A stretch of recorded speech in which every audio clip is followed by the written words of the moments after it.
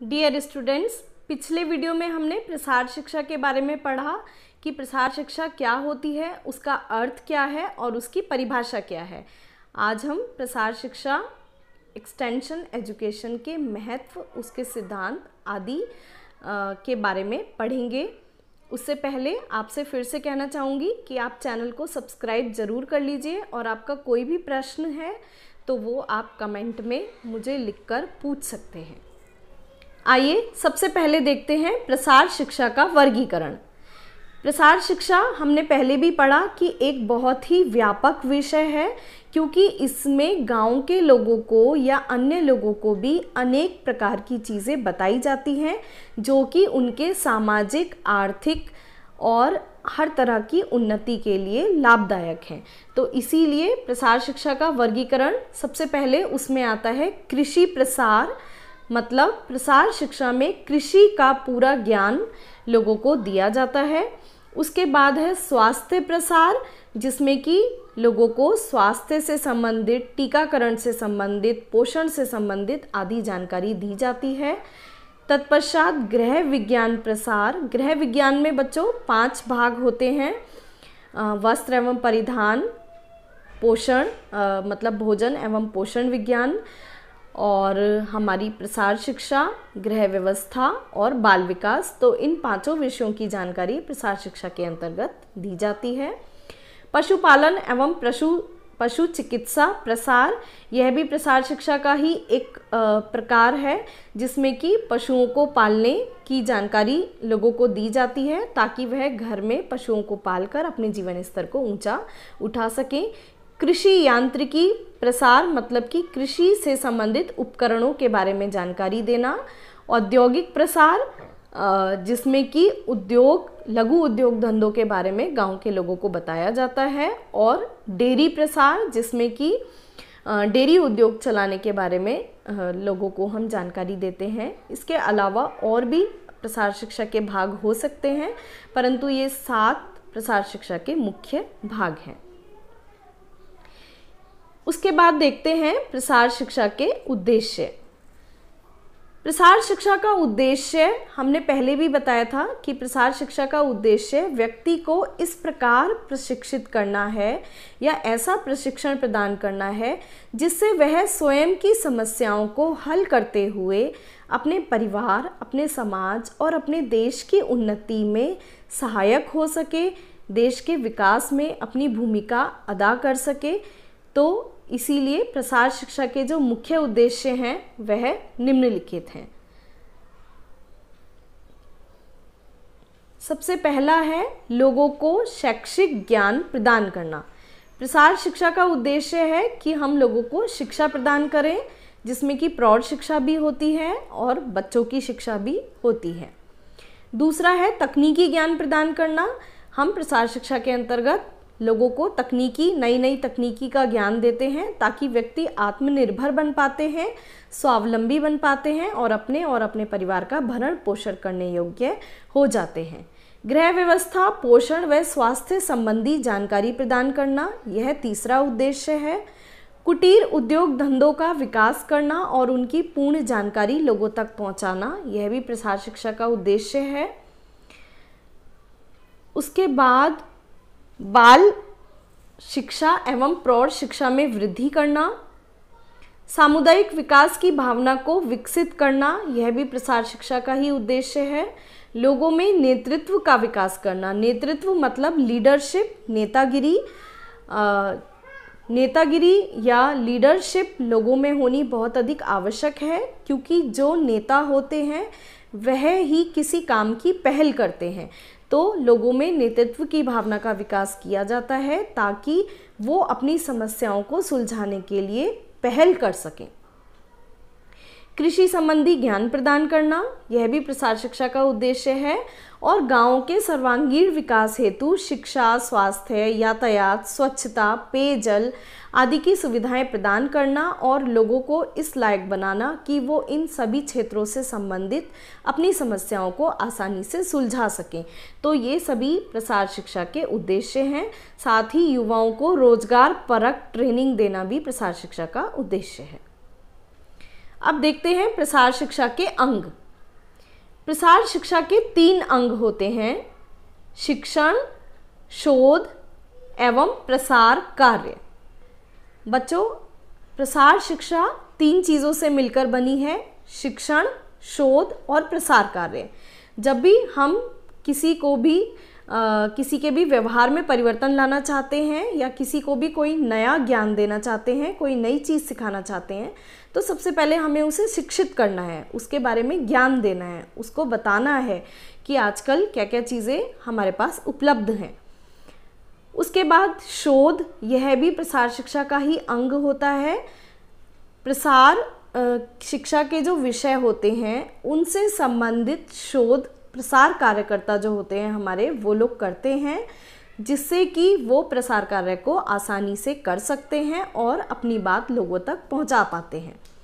प्रसार कार्य तथा सेवा, यह तीसरा अंग है, जिसमें कि लोगों की सेवा की जाती है। मतलब लोगों को जो नई नई तकनीकी है, जो चीज़ें उनके लिए लाभदायक हैं, टीकाकरण का ज्ञान, स्वास्थ्य से संबंधित जानकारी, कृषि से संबंधित जानकारी, ये सभी जानकारियाँ लोगों तक पहुँचाना ही प्रसार कार्य या प्रसार सेवा कहलाता है। और प्रसार कार्य करने वाले व्यक्ति को हम प्रसार कार्यकर्ता कहते हैं। प्रसार सेवा के आधारभूत तत्व। प्रसार सेवा के आधारभूत तत्व भी 3 हैं: मनुष्य स्वयं को, मनुष्य का पर्यावरण और मानव निर्मित साधन तथा संस्थाएं। मतलब कि ये वह तत्व हैं प्रसार शिक्षा के, जिनके बारे में हमें सोचना है, जिनके बारे में हम प्रसार शिक्षा के अंतर्गत जिनके लिए हम कार्य करते हैं। तो उसमें सबसे पहले आता है मनुष्य स्वयं, यानी कि मनुष्य स्वयं प्रसार सेवा का एक तत्व है। उसके बाद मनुष्य का पर्यावरण, यानी कि जो मनुष्य जिस वातावरण में रह रहा है, केवल मनुष्य का ही विकास नहीं होना चाहिए, उसके पर्यावरण, उसके वातावरण का भी विकास होना चाहिए। और तीसरी चीज़ होती है मानव निर्मित साधन तथा संस्थाएं, जैसे कि स्कूल, कॉलेज, सड़क, अस्पताल आदि। तो मनुष्य और उसके पर्यावरण के विकास के साथ साथ मानव निर्मित संस्थाओं का विकास भी जरूरी है। तो ये 3 प्रसार सेवा के आधारभूत तत्व होते हैं। प्रसार शिक्षा का क्षेत्र, जैसा कि हम पहले भी पढ़ चुके हैं कि प्रसार शिक्षा का क्षेत्र बहुत अधिक व्यापक है, तो इसीलिए हमने उसे दोबारा से 3 भागों में वर्गीकृत कर लिया है। सबसे पहला है मनुष्य के निजी विकास का क्षेत्र, मतलब कि ऐसी चीज़ों का ज्ञान देना जो कि मनुष्य के विकास से संबंधित हैं, जैसे स्वास्थ्य संबंधी ज्ञान, कृषि संबंधी ज्ञान, कृषि तकनीकी का ज्ञान, किसी नए उद्योग धंधे का ज्ञान। तो ये सभी मनुष्य के निजी विकास का क्षेत्र है, जिससे कि वह अपने और अपने परिवार की मदद कर सकता है। मनुष्य जिस वातावरण में रहता है, जिस परिवेश में रहता है, उसका विकास, जैसा हमने पहले भी बताया था कि यह तत्व भी है प्रसार शिक्षा का कि वातावरण या परिवेश का भी विकास होना चाहिए। तो प्रसार शिक्षा के क्षेत्र में भी हमने ऐसी चीज़ें जिनसे मनुष्य के वातावरण और परिवेश का विकास होता है, जैसे कि आसपास साफ सफाई रखना, मलेरिया के मच्छरों को दूर भगाना और गाँव की कुछ समस्याओं को, प्रदूषण संबंधी समस्याओं आदि को दूर करना, तो ये सभी वातावरण के विकास के अंतर्गत आती हैं। और उसके बाद मानव निर्मित संस्थाओं तथा साधनों का विकास तथा उन्नति, जैसे मैंने पहले ही बताया कि जहाँ पे भी व्यक्ति या उसका परिवार रहता है, तो आसपास सड़क, park, cinema hall, school, college आदि जितनी भी मानव निर्मित संस्थाएं हैं, उन सभी का विकास करना। तो ये प्रसार शिक्षा के क्षेत्र को हमने इन 3 भागों में बांट दिया है। प्रसार शिक्षा के सिद्धांत। प्रसार शिक्षा के सिद्धांत यानी कि जब भी कोई प्रसार कार्यकर्ता बाहर लोगों को शिक्षा देने जाता है, तो उन्हें किन किन बातों का या किन किन नियमों का ध्यान रखना है, ये सभी प्रसार शिक्षा के सिद्धांत कहलाते हैं। तो इसमें सबसे पहला सिद्धांत है सांस्कृतिक अंतर का सिद्धांत, यानी कि जब भी प्रसार कार्यकर्ता लोगों को शिक्षा देने जाए, तो उसको यह ध्यान रहना चाहिए कि लोगों की संस्कृति में अंतर होता है, परिवर्तन होता है, और हमें उनकी संस्कृति का हर हालत में सम्मान करना है। सहयोग का सिद्धांत। प्रसार शिक्षा बिना सहयोग के नहीं हो सकती, इसीलिए प्रसार शिक्षा को आगे तक पहुंचाने के लिए लोगों का आपस में सहयोग तथा लोगों का और प्रसार कार्यकर्ता का भी एक दूसरे के साथ सहयोग अत्यधिक आवश्यक है। तीसरा सिद्धांत है रुचि तथा आवश्यकताओं का सिद्धांत। प्रसार शिक्षा लोगों की रुचि और लोगों की आवश्यकताओं के अनुसार ही दी जाती है। उन पर ज़बरदस्ती नहीं हम किसी भी विषय को डाल सकते हैं। उदाहरण के लिए यदि हम गांव की स्त्रियों को अचार पापड़ बनाना सिखाना चाहते हैं, लेकिन उनकी मांग आती है कि नहीं, हम फैशन डिज़ाइन सीखना चाहते हैं, हम सिलाई कढ़ाई सीखना चाहते हैं, तो जिस चीज़ में लोगों की रुचि होगी या जैसी उनकी आवश्यकताएं होंगी, हम वही ज्ञान उनको देते हैं। नेतृत्व का सिद्धांत, जैसा मैंने पहले भी बताया था, लोगों में नेतागिरी या नेतृत्व की भावना का विकास करना, यह भी प्रसार शिक्षा का नियम है और उसका सिद्धांत है। लोचमयता का सिद्धांत मतलब प्रसार शिक्षा को हम कभी भी समय, स्थान या टाइम टेबल या एग्ज़ाम्स, इन सभी की बंधन में नहीं बांध सकते हैं। प्रसार शिक्षा बहुत ही लोचमय होती है, फ्लेक्सिबल होती है। जैसी जब आवश्यकता होती है, जिस चीज़ की जब आवश्यकता होती है, उसी चीज़ को तब लोगों तक पहुंचाया जाता है। स्वयं सहायता का सिद्धांत, प्रसार कार्यकर्ता को यह ध्यान रखना चाहिए कि हम जब भी लोगों को बताते हैं तो इस प्रकार बताएं ताकि वह स्वयं की सहायता ज़रूरत पड़ने पर कर सकें। कार्य करके सीखने का सिद्धांत, बच्चों जब भी हम किसी कार्य को करके सीखते हैं तो वह ज़्यादा समय तक याद रहता है और अच्छे से समझ में आ जाता है। तो यह प्रसार शिक्षा का एक बहुत ही महत्वपूर्ण सिद्धांत है कि हमें कार्य को करके सीखना है। अभिप्रेरणा व प्रोत्साहन का सिद्धांत, क्योंकि हम मानते हैं कि जो लोग हैं, जो गांव के लोग हैं, बहुत सारे रीति रिवाज, बहुत सारे कार्यकलाप ऐसे हैं जो वो बरसों से, सदियों से फॉलो करते आ रहे हैं, तो हम एकदम से उनसे कह देंगे कि आप ये चीज़ मत इस्तेमाल कीजिए, यह गलत है, तो वो हमारा विरोध करेंगे। तो इसीलिए हमें लोगों को अभिप्रेरित करना होता है, हमें लोगों को प्रोत्साहित करना होता है ताकि वो अपनी गलत जो व्यवहार हैं या जो व्यवहार अब उपयुक्त नहीं है उनको छोड़ सकें। धीमा किंतु सतत विकास का सिद्धांत, प्रसार शिक्षा हमेशा धीमी गति से लेकिन लगातार चलती है। हमें ऐसा नहीं करना होता कि हम 1 महीने में एक बार जा रहे हैं और उसके बाद काफ़ी समय, लंबे समय तक हम लोगों के पास दोबारा जाएं ही ना, तो इससे जो हमने पहले उन्हें ज्ञान दिया है उसको भी वह भूल जाएंगे और आगे कभी भी हमारी बात को वह नहीं सुनेंगे। स्थानीय संसाधनों के प्रयोग का सिद्धांत, मतलब संसाधन मतलब साधन। हर गांव में, हर स्थान पर कुछ ना कुछ ऐसे साधन होते हैं जिनका प्रयोग करके लोग अपने जीवन स्तर को ऊंचा उठा सकते हैं। तो प्रसार शिक्षा का यही सिद्धांत है कि हम जहां भी प्रसार शिक्षा देने जा रहे हैं तो वहां देख लें कि उनके स्थानीय संसाधनों का हम अधिक से अधिक प्रयोग करें ताकि लोग भी उनका प्रयोग करना अच्छे से सीख जाएं और उनको जब चाहें तब इस्तेमाल कर सकते हैं। समता का सिद्धांत, प्रसार कार्यकर्ता को यह ध्यान रखना चाहिए कि उसे कभी भी जाति, लिंग, भाषा, संस्कृति आदि किसी भी चीज़ में भेदभाव नहीं करना है। तो यह समता का सिद्धांत होता है, मतलब समानता, सभी लोग प्रसार कार्यकर्ता के लिए समान होते हैं।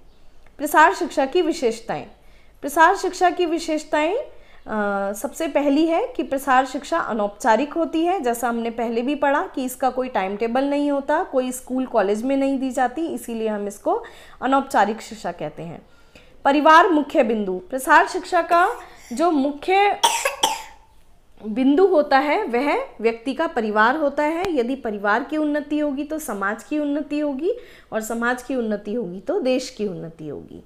प्रसार शिक्षा स्वैच्छिक होती है, मतलब जब तक सीखने वाला अपनी इच्छा से ना चाहे तब तक हम उसको ज़बरदस्ती शिक्षित नहीं करते। व्यापकता, मतलब प्रसार शिक्षा बहुत ही व्यापक है, इसमें अनेकों विषयों का समावेश है। सहयोगात्मक कार्य, जैसा हमने पहले भी पढ़ा है, बिना सहयोग के प्रसार शिक्षा को हम लोगों तक नहीं पहुंचा सकते। व्यवहारिक तथा क्रियात्मक, प्रसार शिक्षा हमारी व्यवहारिक भी होती है और क्रियात्मक भी होती है क्योंकि इसमें हम कार्य को कर कर सीखते हैं। परिवर्तनशील तथा लोचमय, यह भी प्रसार शिक्षा की एक विशेषता है कि प्रसार शिक्षा जो होती है वो फ्लेक्सिबल होती है, परिवर्तनशील होती है, उसमें हम समय के अनुसार, आवश्यकता के अनुसार परिवर्तन कर सकते हैं। अनवरत चलने वाली प्रसार शिक्षा निरंतर चलने वाली प्रक्रिया है। एक बार किसी बात को बताकर हमें उसको ख़त्म नहीं करना है। हमें जिन लोगों के साथ हमने ग्रुप बना लिया है या जिन गांव वालों के साथ हमने संबंध स्थापित कर लिया है, तो वह हमारा लगातार चलना चाहिए। सर्वसाधारण के लिए निमित्त प्रसार शिक्षा जो होती है वह जनसाधारण के लिए होती है, और इसी प्रकार हमें लोगों को शिक्षित करना चाहिए। अभिप्रेरित तथा स्वयंसेवी प्रसार शिक्षा में अभिप्रेरणा, जिसे कि हम प्रोत्साहन कहते हैं, उसका बहुत अधिक महत्व है। स्थानीय तथा ग्रामीण नेतृत्व प्रसार शिक्षा में नेतृत्व की भावना का भी समावेश होता है, तो इसको हम पहले भी पढ़ चुके हैं। तो इस प्रकार हमने प्रसार शिक्षा के जितने भी मुख्य बिंदु थे वो दोनों हमारी जो वीडियोस हैं उन्हें मिलाकर हमने वो सब पढ़ लिए हैं। अब आगे की वीडियोस के लिए आप हमारे साथ बने रहिए। Thank you.